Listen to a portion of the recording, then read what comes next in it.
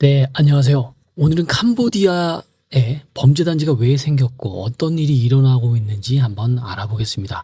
뉴스를 검색해 보면요. 참으로 안타까운 일들이 발생하고 있습니다. 대학생이 몰래 숨겨온 세컨드 폰으로 그 캄보디아 대사관에 연락을 했고, 그 연락을 한 이후에 캄보디아 대사관은 캄보디아 경찰에 연락해라 라고 답장이 와서 이거 답이 없겠다 해서 제가 읽은 뉴스 내용에서 4층에서 뛰어내렸다고 합니다. 그래서 그 상태로 캄보디아 대사관까지 갔고, 또 문을 안 열어서 주말이라서 쓰레기통에 숨어 있다가 그들이 문을 열 때 영업시간에 연락해서 탈출했다고 하네요. 이렇게 탈출하면 운이 좋죠. 하지만 대부분 목숨을 잃은 것 같습니다. 네, 오늘도 매일의 힘으로 경제 공부가 습관이 되고 주식 투자에 대한 단서가 쌓이는 곳입니다. 세연, 서영, 메러님의 블로그 글을 통해서 아주 좋은 인사이트 한번 배워보겠습니다. 1번입니다. 캄보디아는 중국계 화교인 훈센 가문이 장기 집권을 하고 있습니다.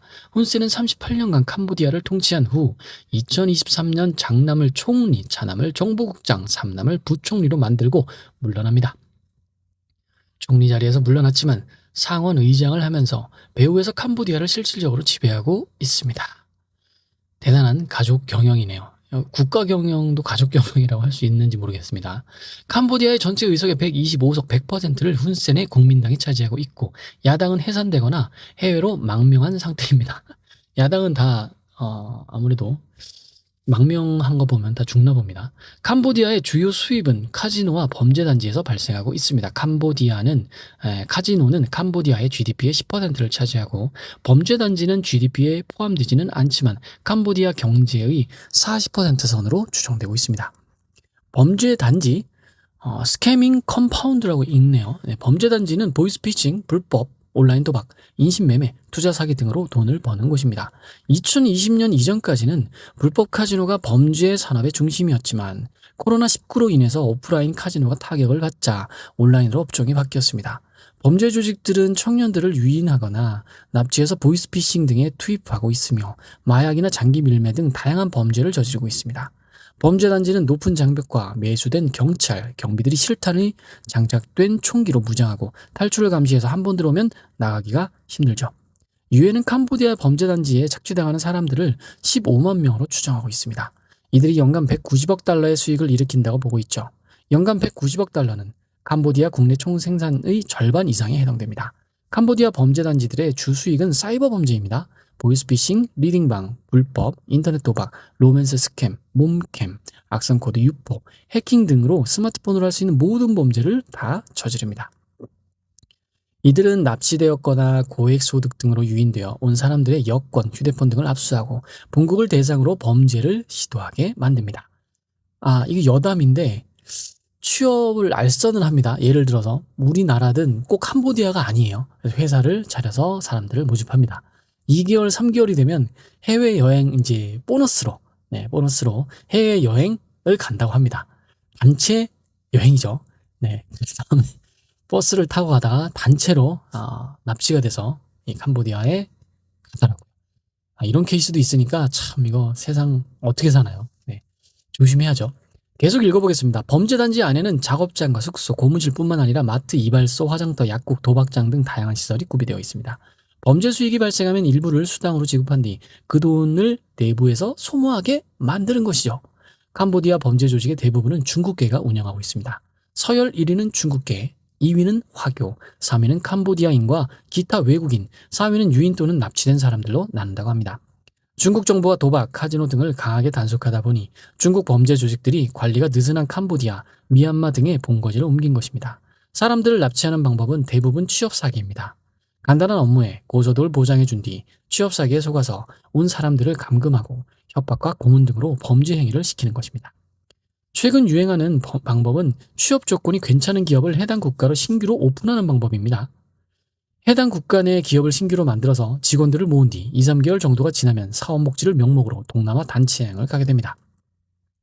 여행지에 도착하는 순간 미리 준비된 관광버스를 타고 범죄단지에 단체 입시를 하는 것입니다.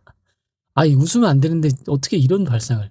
대부 업체들이 권유하기도 합니다. 즉 대부 업체들에게 사채를 쓰고 갚지 못하면 직장을 알선해주고 빚을 탕감해준다면서 범죄단지를 추천하는 것이죠. 한국인들에게는 이런 단체 납치보다는 대포 통장 유인 방법을 많이 사용한다고 합니다. 아, 이게 정말 충격적인데요. 대포 통장. 계속 읽어보겠습니다. 본인 명의의 통장 한 개당 1, 2만 달러 정도를 지급한다면 1, 2만 달러면 거의 뭐 1, 2천이라고 보시면 되겠죠. 통장과 신분증을 가지고 캄보디아를 방문하게 만듭니다. 자발적인 입사도 있습니다. 빚이 많거나 범죄를 저질러서 수배 상태인 사람들이 자발적으로 범죄 단지로 유입되기도 합니다. 한국인이 피해가 많이 발생하다 보니 대사관에서도 캄보디아 입국 시 아래와 같은 공지를 내보내고 있습니다. 취업 사기 주의. 텔레그램이나 취업 사이트 등을 통해 특별한 기술이나 자격증이 없어도 고소득을 얻을 수 있다고 유인함. 캄보디아 이민청은 2024년 1월 1일부터 모든 국경에 관광 비자를 취업하는 것은 불법이라고 이야기를 하고 있음. 등등 이야기를 하고 있습니다. 한국에도 코인장, 누름장, 출국장 등의 용어가 퍼지고 있습니다. 누름장이 뭔지 모르겠네요. 계속 읽어보겠습니다. 코인장은 코인 세탁 용도로 통장을 대여하는 것으로 통장 하나당 2천만 원 정도의 거래가 됩니다.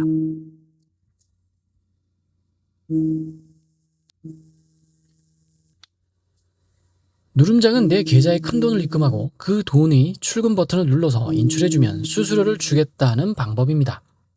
출국장은 해외 캄보디아로 출국해서 통장을 파는 것입니다. 출국장이 가장 위험합니다. 아, 누름장이 내 계좌에 큰 돈을 입금하고 그 돈의 출금 버튼을 눌러서 인출해주면 수수료를 주겠다는 거군요. 그러니까 내 통장 한번 그러니까 자금 세탁 용도네요. 계속 읽어보겠습니다.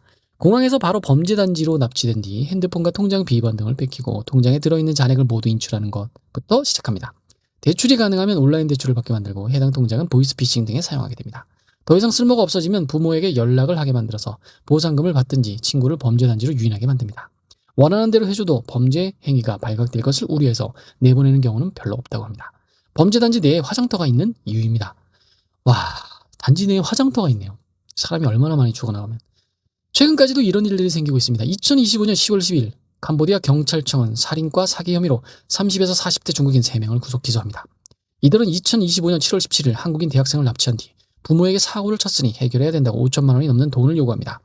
부모가 경찰에 신고하자 8월 8일 온몸에 심각한 고문의 흔적과 함께 과다한 통증으로 인한 심장마비로 숨진 채 발견된 사건입니다. 고문을 받다가 충격을 먹어서 심장마비가 왔나 보네요. 네, 위로 해봅니다. 한국 대사관이 캄보디아 범죄 조직이 납치된 한국인의 구조 요청에 적절하지 못하게 대응한 카톡이 공개되면서 이슈가 되기도 했습니다. 납치된 한국인이 숨겨둔 예비폰으로 대사관에 신고하다 캄보디아 경찰에 신고하라고 답변을 합니다. 캄보디아 말을 못하는데 어떻게 하냐고 하자 구글 번역기를 쓰라고 합니다. 그날 이후 일주일을 더 감금되어 있다가 6층에서 4층 테라스로 뛰어내려 탈출한 뒤 4층에서 바로 뛰어내린 건 아니군요. 대사관에 가까스로 도착합니다. 대사관에 연락을 했는데 업무 시간에 오라고 했다고 다시 뺀지라고 해야 되나요? 거절을 했다고 합니다. 탈출한 한국인이 2시간 동안 대사관 근처 쓰레기 더미 속에 숨어 있다가 업무 시간에 맞춰서 들어갔다는 것이죠. 최근 박항서 감독의 사례도 재조명되고 있습니다. 캄보디아 부부 여행 귀국 과정에서 납치가 되었는데 납치범 대장이 박항서 감독인 것을 알고 풀어줬다고 합니다. 네, 택시를 탔는데 택시가 이상한 곳으로 간다고 합니다. 그 다음에 산속으로 갔고 산속에 도착하니 그 범죄 단지가 있었고 근데 얼굴을 알아보면 그쪽에 그 단지의 대장이 박항서 미스터 박이잖아 이거 왜 데려와 하고 다시 돌려보내라고 지시를 했다라고 합니다. 즉 택시 운전사도 가담범인 거죠. 한 줄 코멘트입니다. 캄보디아, 미얀마 등의 범죄 단지가 빠르게 늘어나고 있습니다. 지금도 늘어나고 있는 중인가 봅니다. 해당 국가에 가지 않아도 베트남이나 태국 등 인접 국가에서 납치되는 경우도 많이 발생하고 있다고 합니다. 조심할 필요가 있습니다. 쉽게 큰 돈을 버는 방법이 없다고 봐야 합니다. 위험값이 포함되어 있습니다. 네, 조심하셔야 합니다. 이거 댓글 한번 읽어볼까요? 너무 위험하네요. 갑자기 해외에 나가 있는 저희 동생들이 있는데 걱정되네요.